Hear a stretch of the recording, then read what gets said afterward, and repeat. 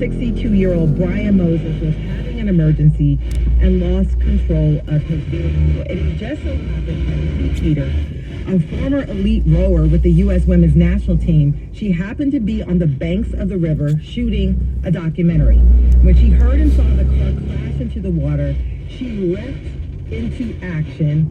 Diving into the river, she swam 100 yards to pull Moses out of the car. Here's a clip of his exclusive interview with CBS Philly. Take a listen. I grabbed her hand. I said, "You my angel." While I was going on the boat, I said, "Don't leave me." And here we are today. And they're hugging and crying and everything. Peter says she had been thinking of Moses for the past few weeks, and they recently reunited. They hugged, and Moses expressed gratitude. And Peter's big question was, how did Moses end up crashing? Because you always want to know, how did they end up? How did this happen? He said his foot was swollen from an earlier injury. He got lodged under the pedals in his car, so the gas and brake pedals. That's terrifying. Yeah, and he looked down, trying to dislodge his foot, trying to free his foot. He lost control of the car and boom, went into the Schuylkill River. But Peter's quick action saved his life. What a great story by CBS 3. And, you know, she was a runner. Thank God. And happened to be right there at that exact moment. And it just goes to show his faith. Absolutely. Runners are jacked, by the way. Oh, they say so. And this guy was a They're like in the boat, but then you see them get out of the boat. Oh my God. Yeah. Rose or Rose? Yeah, and she's 100 yards? 100 yards? She even rescued him. Yeah, and of course, people came and assisted her when she brought her to the surface. But she's a cancer survivor. This woman, and he wasn't a small man. She jumped in there without thinking. Kudos to Libby Peters.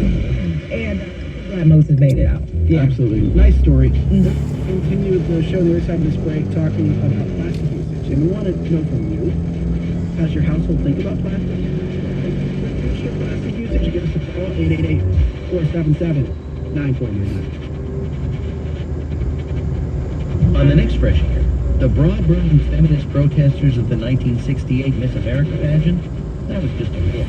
Bras were never done. But the pageant did ignite beauty, grace, and power was still today. We talked with historian Nikki McIntyre. Liberation. Join us. This afternoon at 7 on WHYY.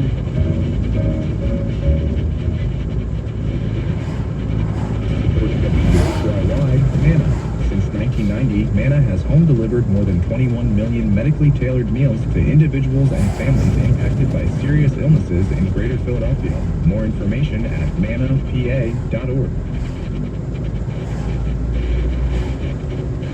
Otherwise, Climate Desk introduces you to the Delaware Valley's climate fixer. We want to reduce plastic waste. We want to find solutions for material that already exists. Innovative people that are doing their part to reduce our carbon footprint and showing you sustainable solutions for a brighter future. Any plant that is photosynthesizing, that is sequestering carbon. So the more plants we grow, the more carbon that's sequestered. Learn more about WHYY's Climate Desk.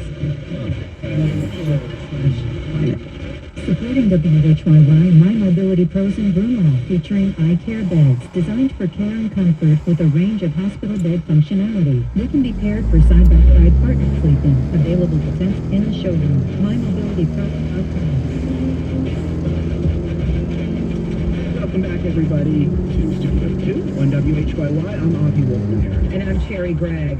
Plastics are everywhere. They're bad for the planet and our health, but they're also convenient, durable, and cheap, making them hard to avoid. Trying to find alternatives can be tricky and oftentimes more expensive, but is it worth the effort? What policy and personal changes can we make to reduce plastic? Three guests this hour.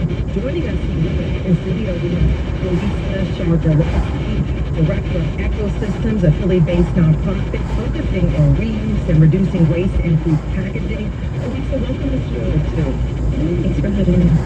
Lisa is Lori Cohen, professor at the New Jersey Institute of Technology and editor of the journal Sustainability, Science, Practice, and Policy. Lori, thanks for being here. And last but not least, we're joined on the line by Jenna Jambeck, professor of environmental engineering at the University of Georgia and a 2022 MacArthur Fellow for her work investigating plastic pollution. Jenna, welcome to Studio 2.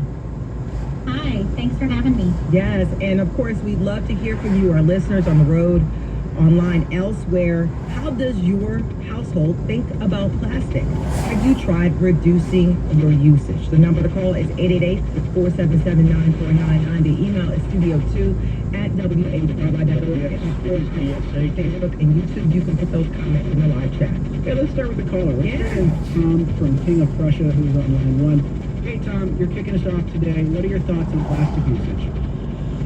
Plastic usage, what I feel is that in clothing, there's so many bits of plastic. Everything has different kinds of plastic in either clothes or towels or bedding or whatnot. None of that can get recycled. So I think going back to more natural materials could help. And that stuff usually seems to break down and turn into the microplastics that you're seeing in the ocean and whatnot after being washed and what are going through the plants and put back out into the rivers. Thanks, Tom. So that's it. Yeah, thanks. So Tom's concerned about plastic in clothing. So, Jenna, how did we get here? How did we end up in a place where plastic is sort of in everything? And it's got to be in some ways a tribute to the qualities of plastic, but why is it everywhere?